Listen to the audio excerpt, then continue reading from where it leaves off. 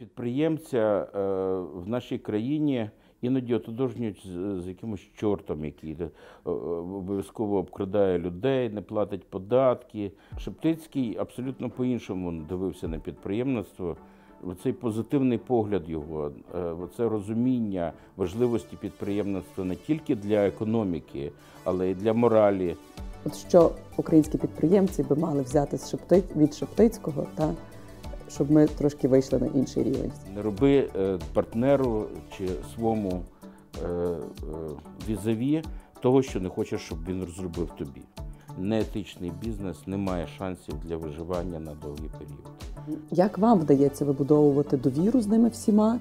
До пріоритету довіри в бізнесі я особисто прийшов, порахував, що це просто вигідно. В країнах, де недовіра є досить високою, економіка губить від 15 до 25%.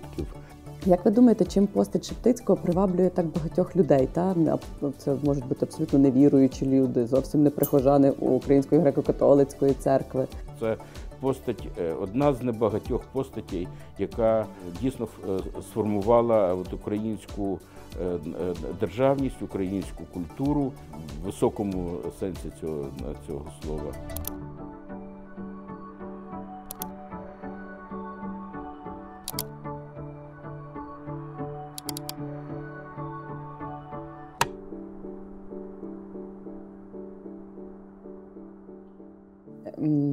Сьогодні в нас буде цікава розмова з відомим львівським ресторатором, а також громадським діячем, меценатом Марком Зархіним. Марк, вітаю вас. Перше питання в мене до вас буде, чи ви пригадуєте, коли ви вперше познайомилися з Шептицьким, відкрили його для себе, і чи з часом ви якось змінювали своє ставлення до нього? Я не можу пригадати, коли я не знайомий з Шептицьким. Я не можу пригадати, коли я про нього почув, тому що я корінний львів'янин і якось тим чи іншим чином завжди про Шептицького в різних колах, в різних середовищах чув. Але те, що він пов'язаний з бізнесом, був з підприємництвом, я дізнався від Євгена Глібовецького і від Юри Філюка, коли вони почали думати над програмою «Шептицький менеджмент». Тоді так вони хотіли її назвати. Ідея мені дуже сподобалась тоді, тому що у нас ніколи не було програм спільних для бізнесу, принаймні українського, які об'єднували бізнес на етичних засадах. На якихось там галузевих, на якихось там по рівню статків, там по територіально, ще якось, на етичних засадах не було. А це головне, це найбільш стабільна, базова платформа для об'єднання різних бізнесів. І саме Шептицький наштовхував їх, і коли я почав читати і літературу про нього, і його літературу, і його книжки, я зрозумів, що саме це дає базову платформу. Може, ви теж можете виокремити якісь засади з Шептицького, які ви використовуєте? Ви не знали, що це умовно за Шептицьким, ви так жили, а потім зрозуміли, що це вже десь було. Ми зараз знаходимося в постійних флуктуаціях, в постійних змінах. І щось мусить бути незмінне.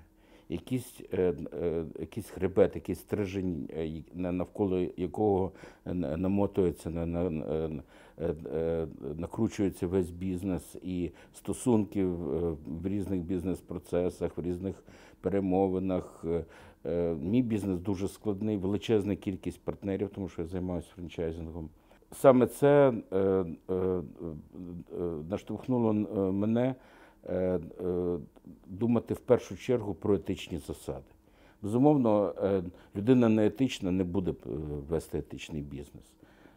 Для мене етика дуже важлива. І в першу чергу це така біблійська засада не роби партнеру чи своєму візаві того, що не хочеш, щоб він розробив тобі. І відносься до нього так, як до себе, і наслідки будуть завжди позитивними. Навіть люди, скажімо так, які не стоять на засадах етики, зазвичай, так показує практика, я не веду ніякої статистики, але вони зазвичай поводять себе відповідно так, як ти до них ставишся. От. Це підвищує рівень відповідальності один до одного, підвищує рівень стосунків. І мені вдавалося навіть з дуже в негативних ситуаціях знаходити спільну мову з різними людьми, з якими інші просто не могли знаходити. У мене не було просто інших варіантів. Мені доводилося це робити, і це дало, на мій погляд, дуже хороші результати. І саме та кількість франчайзингових об'єктів, які ми відкрили з різними партнерами з усієї України, з людьми настільки різними, які жили на абсолютно інших, ніж ми, засадах, особливо зараз, коли країна поляризувалася дуже сильно. Тим не менш, ми знаходили спільну мову і на базі він-він працювали. Так, власне, він-він такий ніби принцип Шептицького, чи не основний, але інша засада – це довіра. Ви так само є співзасновником, чи там підтримуєте дуже активно бієнале довіри. Це, я так розумію, концепція заходу цього полягає в тому, щоб змінити наше ставлення до довіри, щоб повернути довіру в наше суспільство. І справді у вас це величезна франчайзингова мережа, багато партнерів. Як вам вдається вибудовувати довіру з ними всіма? І чи не розчаровуєтесь ви в довірі? І як ви взагалі, можливо, трошки більше бачите поступ в довірі в цьому суспільстві? Я не буду моралізувати багато з приводу довіри. Скажу тільки, що я особисто до неї прийшов, до пріоритету довіри в бізнесі, я особисто прийшов, порахувавши, що це просто вигідно. Довіряти вигідно, значно вигідніше, ніж не довіряти. Якщо видатки на реалізацію недовіри покласти на одну вагу з вигодами, які може дати пріоритет довіри, то однозначно пріоритет довіри перемагає. Про це говорять багато науковців, які навіть на математичних моделях, за допомогою принципів Неша, за допомогою теорії ігор, на математичних моделях довели, що довіряти вигідніше. І про це говорить статистика багатьох країн, дослідження, що в країнах, де недовіра є досить високою, економіка губить від 15 до 25% загальних прибутків чи загального ВВП. Насправді, єдиних якихось ООНівських міжнародних досліджень нема. Кожна країна собі свої дослідження має. В Україні таких досліджень, на жаль, не проводилося. Але я думаю, що якби вони були проведені, то це дало б дуже серйозний поштовх для розмови про це. Бієнале довіри – це один з заходів, яким ми хотіли звернути увагу нашої громади і загалом України на цю проблему, тому що вона є засадничою, і ми вміємо не довіряти. Ми навчилися не довіряти, тому що, з одного боку, ми жили довгий час, Україна жила довгий час на цінностях виживання. Не довіряй, тому що не можна довіряти. Це були радянські часи, коли панувало НКВС, коли панували війни, коли люди боялися, і там, де страх, там з довірою люди не дружать. Але нам треба виходити з цього. Ми вже багато років живемо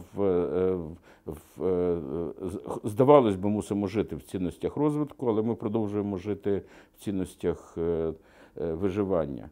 На жаль, бізнес також так само живе, і тому він такий, на мій погляд, тому у нас дуже багато примітивного бізнесу, тому у нас дуже мало глобального бізнесу, ми дуже маргінальні. Така глобальна недовіра, пріоритет недовіри є одною з сторінок, одною з характеристик такого маргінального бізнесу і причин, чому він маргінальний. А скажіть, будь ласка, Шептицький теж говорив, що довіра – це дуже важливо, треба довіряти, але в той же час він говорив про важливість контролю. Коли він в своїй, умовно, команді з своїми священниками, з парафіями, він все-таки говорив, що контроль дуже важливий. і за фінансами, і там за дисципліною, виконанням завдань і так далі. Як ви працюєте в команді з своїми людьми, де у вас довіра, а де контроль, і як це гарно збалансувати? Ну, це не є якісь протилежні вектори. Ну, по-перше, коли я беру на роботу людину відповідальну, я завжди говорю так. Я довіряю один раз. Якщо ти нехтуєш цією довірою, значить я вже не довіряю. З людиною, якій я не довіряю, маю стосунки абсолютно інші. От, там є тотальний контроль, там ти можеш без попередження бути перевірений. От. Тому давай так домовимося. Я перевіряю один раз, якщо доведено, що там є зловживання з метою вигоди, скажімо так. Бо іноді буває зловживання з метою, щоб бізнес пішов, я знаю таке. Але якщо з метою твоєї особистої вигоди і це буде доведено, значить все. Контроль мусить бути обов'язковий і він мусить бути інноваційним. Він мусить бути на високому рівні цифровізації, на високому рівні глибини цього контролю. І ці речі абсолютно не знаходяться в протиріччі якомусь. Повернемося ще до Бієнале довіри, як одного з тих проєктів багатьох, до яких ви долучилися як меценат. Це і Моцарт фестиваль у Львові, та класичної музики, інші речі. Що вас особисто мотивує до благочинності? Бо це теж було дуже важливо для митрополита Андрея. Він і сам це робив, і заохочував всіх робити. І як ви думаєте, що ми можемо зробити, щоб ще більше людей хотіли долучатись до якихось таких ініціатив? Я рахую, що жити в суспільстві, яке оперує рівнем попси, живе на рівні попси, ну, незатишно, погано. На жаль, попса з'їдає у нас все, наше культурне внутрішнє середовище. Попса в музиці, в літературі, в стосунках людських, в політиці. Вона, як популісти, їх популістами називають цих політиків. І попса в бізнесі. Спрощені отакі бізнес-процеси, стосунки. Може воно і добре, коли просто, так? Але коли примітивно, коли попсово, це дуже погано. Я брав участь в створенні і реалізації стратегії міста як туристичного міста. І ми разом, ми ресторатори, різні компанії, які займалися культурними івентами, міська рада, ми створили разом дуже багато кічових і попсових фестивалів, подій, ресторанів, на жаль. В тому числі я грішив цим. І ми отримали величезний потік досить примітивного середовища туристичного, яке цікавило помітити територію навколо пам'яток культури і там потім на пиво. Досить цинічно і грубо говорю, розумію це, але, на жаль, це правда, це так. І ми відчули своє внутрішнє невдоволення цим. Відчули, що оце бажання перейти від нуля до одиниці як можна швидше, цей шлях ми пройшли неправильно. Ну, принаймні, не так, як треба було б. Однозначно швидко. Щоб місто стало від просто нетуристичного, від міста, в якому не було жодної розвинутої компанії на внутрішній туризм, до міста, в якому переповнено все, як в центрі Пекіну, Лондона чи там Барселони. Це шлях досить швидкий і досить продуктивний був, так? Але чи правильно ми його провели, ми не впевнені, більшість з нас. І мешканці Львова також дивилися на це, нащо нам такий туризм. От, він висушує місто. На жаль, ця тенденція в тій же Барселоні і Лондоні також не наглядна. Ми бачимо, як люди, які живуть в цих містах, не задоволені цим. От, і однозначно це підштовхнуло майже всіх, хто свідомо і чесно займався і туристичною діяльністю, і відкриттям бізнесів навколо цього, готельєрів, рестораторів, туристичні агенції, до думки про те, що, напевно, треба щось інше. Так? І ми думали, що цікавить людей з точки зору культури у Львові. Безумовно, Львів цікавий як культурне місце, середовище, але це все ж таки тільки загальні декорації, так? А який контент? І тоді, і у нас був приклад. У нас був фантастичний приклад, джазовий фестиваль. Там Альфа Джаз він називався, після цього Леополіс Джаз, але він подарований нам був. І у нас не було внутрішнього середовища джазового. Я не можу сказати, що Львів таке джазове місто. Їде фестиваль, і щось не є багато у нас джазових клубів, там якихось. Таким чином почали думати про те, що організовувати. І в цей час, наприклад, приїхала Оксана Линів з Німеччини, запропонувала такий фестиваль.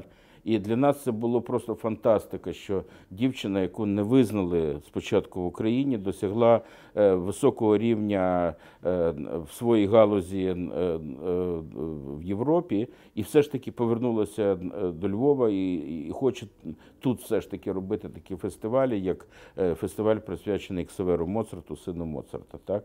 Ну і гріх було не підтримати, хоча я взагалі, що має ресторатор до цього, і вдалося підняти, нам з колегами вдалося підняти людей, які також не думали про це, але вони хочуть жити в середовищі, вони хочуть жити в місті, в якому культура на високому рівні культурному, на високому рівні там, музичному чи літературному, чи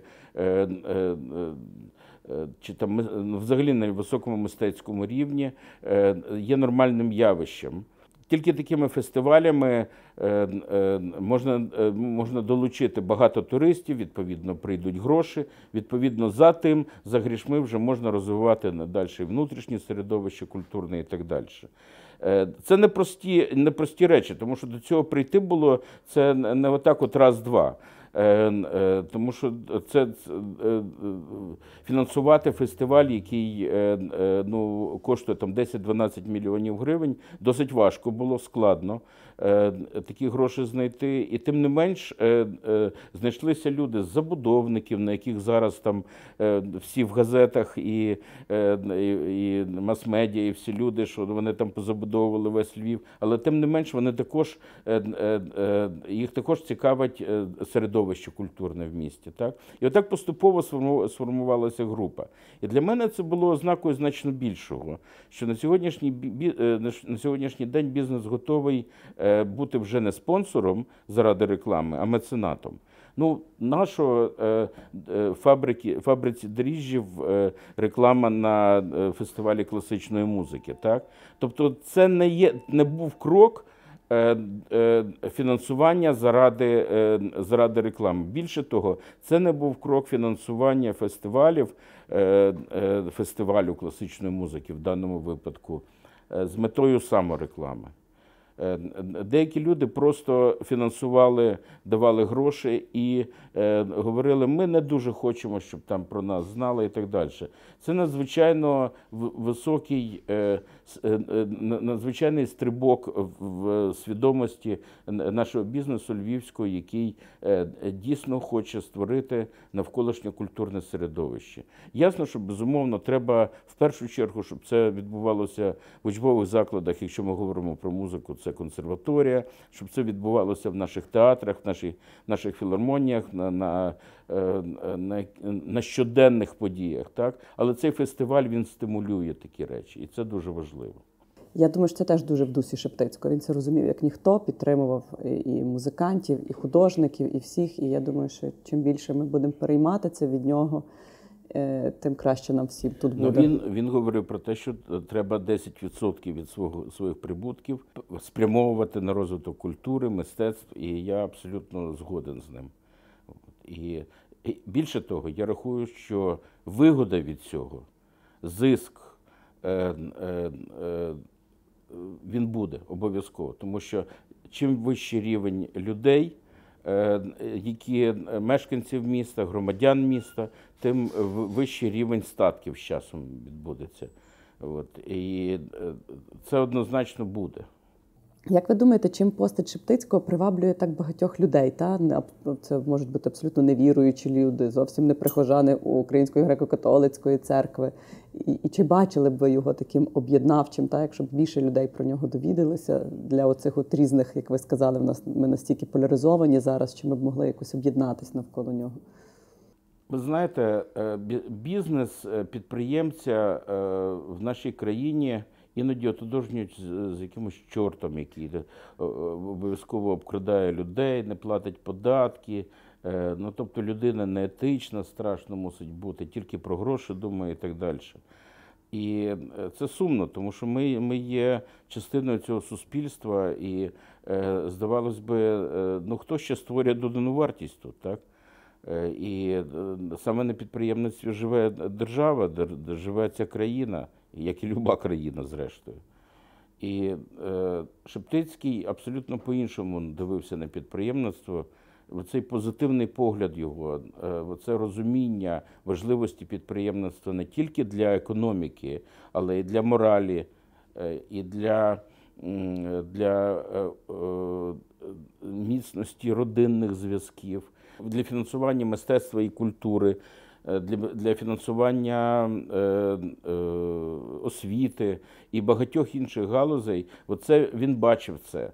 І ця постать, вона надрелігійна.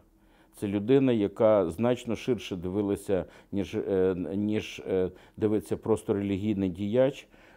Його хвилювало загальне середовище, людське середовище, незалежно від конфесійних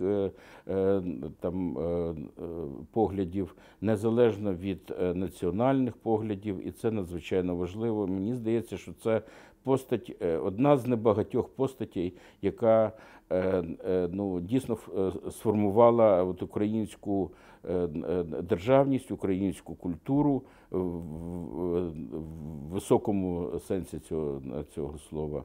І я думаю, що це історична постать, яка на довгі сотні років буде ще, яку ще треба буде вивчати, яку треба ще буде зрозуміти. Чи є у вас якісь місця у Львові, які асоціюються з Шептицьким? Ну, ви знаєте, завжди асоціювалася площа перед Юра, але, на жаль, мені не подобається пам'ятник, який поставили Шептицькому. А я вчився там поруч, я на радіотехнічному факультеті вчився і завжди там виходив погуляти. Діляночку зробили гарно, пам'ятник мені не подобається. І на сьогоднішній день з Шептицьким у мене скорше асоціюються такі квартали навколо фабрики Бачевських, фабрика Повидла сьогоднішня. Мені здається, що це таке не знаю чому, але асоціюється саме підприємства різні, які виникали, і багато з яких було саме в цих віддалених від центру районах. Мені здається, що відновити ці райони, зробити їх сучасними, не в плані сучасної архітектури, а сучасного життя якогось, насичення інноваційного життя, що зараз зрештою відбувається. Там зараз будується багато хабів. Так от відновити їх саме в цьому сенсі, це така найкраща пам'ятка Шептицькому була. От що українські підприємці би мали взяти від Шептицького, щоб ми трошки вийшли на інший рівень в цій країні? Перше і головне – це бізнес мусить бути етичним. Неетичний бізнес може мати якийсь успіх в короткотерміновій, можливо, іноді в середньотерміновій перспективі. Якщо горизонт планування взяти трошки далі, неетичний бізнес не має шансів для виживання на довгий період. Тому це перше. Друге, бізнес мусить заробляти і формувати навколишнє культурне і освітнє середовище. Частково це мусить бути через сплату податків, безумовно, через довіру до держави. Тут у нас є дуже великі проблеми. Частково через такі от меценатські проекти, які мусять стати таким загальноприйнятими, звичайними. І якщо, наприклад, треба скинутися там, по $50 000 10 меценатам, то це ж могло б бути так, щоб скинулися по $1000 там, 1000 меценатів. І це значно простіше і значно ширше коло залучено в фінансування культури і відповідальність за культуру, і не тільки культуру, освітні проекти і так далі. Сама ідея меценатства, вона дуже впливає на загальне середовище, на його етичність, на його внутрішню відповідальність і підсилює взагалі такі базові основи для життя міста. Дуже важливо випускати, продукувати продукти, вибачте за тавтологію, які якісні і в якості яких ти впевнений. Якби ми об'єдналися хоча б на цих основах, це вже було б дуже багато. Але я думаю, що вивчення ідеї Шептицького, яке зараз відбувається, я рахую, що воно дасть ще нові якісь поштовхи і нові такі можливості для об'єднання. І от на базі ідей Шептицького, якщо буде от менеджмент по Шептицькому, як зараз ця програма називається, я думаю, вже у Львові, одному тільки Львові, там 10-15 великих компаній зможуть об'єднатися навколо цих ідей і знати, що я з тобою торгую, у тебе є ознака менеджмент по Шептицькому, все, я тобі довіряю апріорі. Мені не треба тебе перевіряти. От. І це, по-перше, надзвичайно велика можливість для економії коштів. От. А друге, це надзвичайно велика можливість для економії нервів. От. І, напевно, друге важливіше. Нервуватись навіть так є через що. Так. Добре. Дякую вам дуже, Марк. Дуже була цікава розмова.